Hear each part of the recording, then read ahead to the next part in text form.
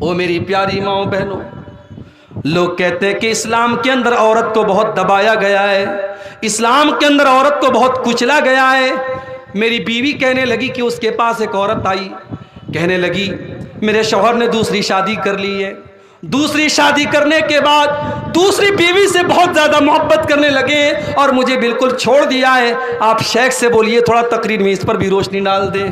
او لوگو، یا تو تم دوسری شادی مت کرو، نہیں نبھا سکتے، اگر عدل و انصاف نہیں کر سکتے تو دوسری شادی مت کرو، ایک ہی کا حق ادا کرو، اور اگر تم دوسری کرتے ہو تو دونوں کے ساتھ انصاف کرو، ورنہ تم قیامت کے دن بہت برا انجام بھگتنے کے لیے تیار ہو جاؤ۔ اللہ کے نبی فرماتے ہیں جس کی دو بیویاں ہوں اور ایک بیوی کے ساتھ وہ انصاف نہ کرتا ہو، ایک بیوی کی طرف وہ جھک جاتا ہو اور دوسری بیوی کے ساتھ وہ ٹائم نہ دیتا ہو، تو قیامت کے دن وہ اس حال میں آئے گا، اس کا ایک طرف کا چہرہ بالکل جھکا ہوا ہوگا، اس کا چہرہ دیکھ کر کے لوگ سمجھ جائیں گے یہ بیویوں کے ساتھ نا انصافی کرنے والا یہ بدصورت انسان ہے جس نے اپنی بیوی کے ساتھ نا انصافی کی تھی۔ اللہ کے نبی کی 9 بیویاں تھیں، اکٹھے 9 بیویاں رہتی تھیں، اور اللہ کے نبی انصاف کرتے تھے، آپ نے سب کی باری مقرر کی تھی، سب کے پاس برابر برابر ٹائم دیتے تھے، سفر میں جاتے تھے تو باقاعدہ قرآن اندازی کرتے تھے، اور جس بیوی کا نام آتا تھا اسی بیوی کو لے کے جاتے تھے، کوئی کھانے کی چیز آتی تھی سب میں بٹواتے تھے۔ اتنا انصاف کرنے کے بعد بھی اللہ کے نبی اللہ سے دعا کیا کرتے تھے، اے اللہ جتنا میرے بس میں ہے اتنا تو میں نے انصاف کے ساتھ بٹوارا کر دیا، باقی دل کی محبت کا معاملہ اے اللہ میرے کنٹرول میں نہیں ہے، تو اے اللہ تو اس پر میری پکڑ مت کرنا۔ میرے بھائیوں، اپنے نبی سے سیکھو، اس لیے جن کی ایک سے زیادہ بیویاں ہیں وہ انصاف کے ساتھ کام کریں۔ حضرت ہاجرہ کو آپ دیکھیے میری پیاری ماں اور بہنوں کہ ایک عورت ہے، مگر جب وہ صفا اور مروہ کے درمیان انہوں نے چکر لگایا، اللہ نے ان کے چکر کو قبول کر لیا اور قیامت تک کے حاجیوں کو حکم دے دیا اور عمرہ کرنے والوں کو حکم دے دیا، ان الصفا والمروہ من شعائر اللہ، کہ اے حاجیوں جب تک تم میری اللہ کی اس بندی کی نقل نہیں کر لو گے اور 7 چکر نہیں لگا لو گے، اور جہاں وہ اللہ کی بندی دوڑ کر کے گئی تھی وہاں تم دوڑ کر کے نہیں جاؤ گے، تمہارا عمرہ مکمل نہیں ہوگا، تمہارا حج مکمل نہیں ہوگا۔ تو قربانی کا ایک سبق یہ بھی ہے، حضرت ہاجرہ کی قربانی بھی ہمیں یاد رکھنی چاہیے میرے بھائیوں۔ اور آگے بڑھیے، قربانی ہم کب کرتے ہیں؟ عید کی نماز کے بعد کرتے ہیں۔ بولو بھائی، برطلہ میں کوئی پہلے تو نہیں کرتا ہے نا؟ کوئی کرتا ہو تو ذرا ہاتھ اٹھائے۔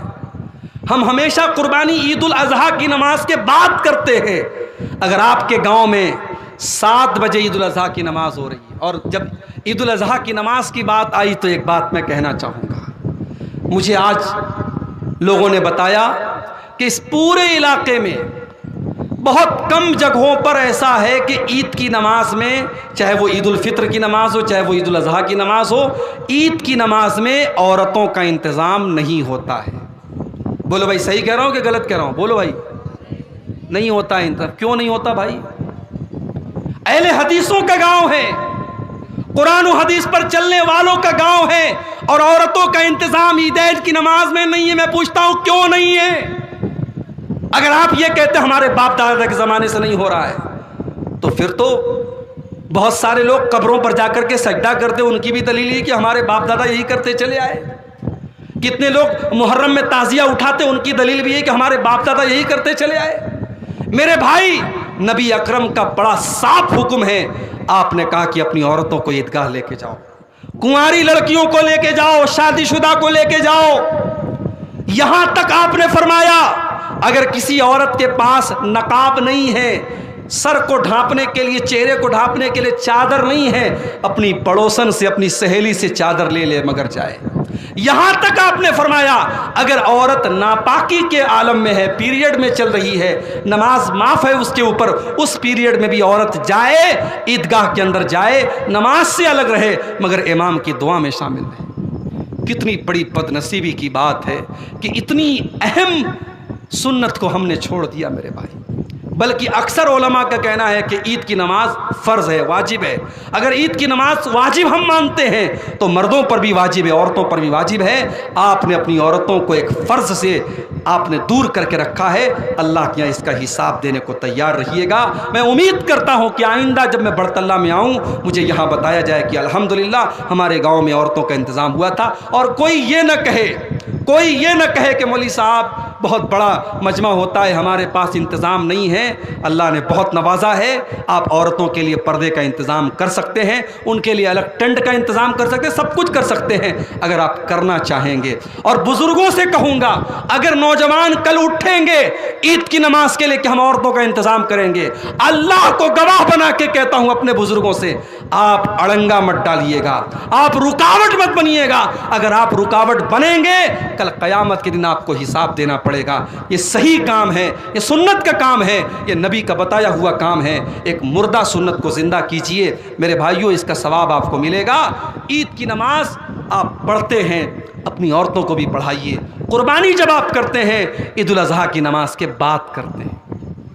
میں کہتا ہوں آپ 10,000 کا بکرا لاتے ہیں، آپ اس کی ڈبل قیمت کا بکرا لے آئیے، لیکن آپ نماز کے پہلے ذبح کر دیجئے، طریقہ بھی سیم ہو، چھری بھی سیم ہو، بسم اللہ اللہ اکبر پڑھ کے ذبح کیجئے، مگر آپ کی قربانی نہیں ہوگی، آپ کو قربانی کا ثواب نہیں ملے گا۔ کیوں بھائی؟ اس لیے کہ اللہ کے نبی فرماتے ہیں من ذبح قبل الصلاۃ، جس نے نماز کے پہلے قربانی کی، جس نے نماز کے پہلے قربانی کی اس کو گوشت تو ملے گا لیکن قربانی کا ثواب نہیں ملے گا۔ ومن ذبح بعد الصلاۃ، اور جس نے عید کی نماز کے بعد قربانی کیا فقط تم نسکہ، اس کو قربانی کا ثواب ملے گا۔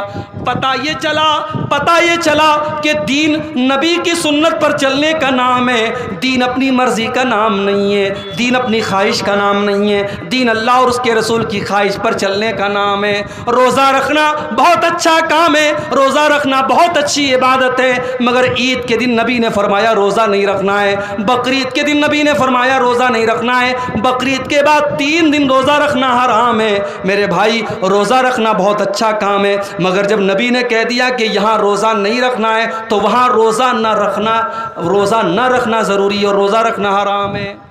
عید کا تہوار آیا، نبی نے حکم دیا کہ عید کی نماز کے پہلے صدقہ فطر ادا کر دو، اپنے پریوار کے ہر ممبر کی طرف سے 2.5 کلو اناج دے دو۔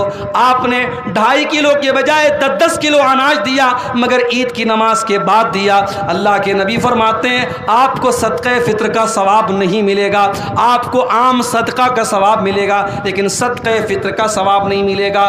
پتہ یہ چلا میرے بھائیوں، دین نبی کی سنت پر چلنے کا نام ہے، دین اتباع سنت کا نام ہے۔ قربانی ہم کو یہ سبق بھی سکھا رہی ہے کہ جو بھی کام کرو اللہ اور اس کے رسول کی سنت کے مطابق کرو۔ اب ایک آخری چیز بیان کر کے بات ختم کر رہا ہوں۔ قربانیاں آپ نے کی، گوشت آپ نے کھایا، غریبوں کو بھی کھلایا، پڑوسیوں کو بھی کھلایا، رشتہ داروں کو بھی کھلایا۔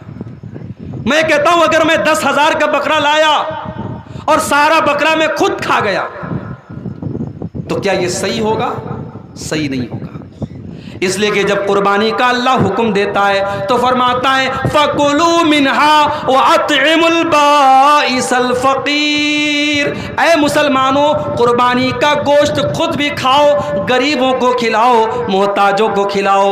ہم شوق سے بکرے کا گوشت کھائیں، ہمارے گاؤں کا غریب آدمی اس کے بچے بھوک سے تڑپیں، اس کے گھر میں چولہا بھی نہ جلے، اس کے گھر میں گوشت کی ایک بوٹی بھی نہ پہنچے۔ میرے بھائی یہ اسلام کی تعلیم نہیں ہے، یہ اسلام کی تعلیم نہیں ہے۔ قربانی کا تہوار ہمیں سکھاتا ہے اپنی خوشی میں دوسروں کو شامل کرو، اپنی خوشی میں دوسروں کو شریک کرو۔ جب ہم گوشت کھا رہے ہیں، جب ہمارے گھر میں بہترین کھانا بن رہا ہے، غریبوں کے گھر میں بھی بہترین کھانا بننا چاہیے۔ اسی لیے ہم قربانی کا گوشت دوسروں کو بھی بانٹتے ہیں۔ اس سے سبق ملا کہ اپنے لیے جیے تو کیا جیے، جینا تو وہ اچھا ہے جب سماج کو ہم کچھ دے کر کے جائیں۔ میرے بھائیوں، آج ہندوستان کے حالات بہت برے ہو چکے ہیں، مگر مجھے یقین ہے اگر ہم نے اپنے اخلاق سے لوگوں کا دل جیت لیا، اگر ہم لوگوں کی ضرورت بن گئے، اگر ہم لوگوں کی مدد کرنے والے بن گئے، تو اسی سماج کا ہر ورگ اور ہندوستان کا ہر شہری ہمارا سپورٹ کرے گا۔ آپ تعلیم میں آگے بڑھو، آپ دولت پیسہ کمانے میں آگے بڑھو،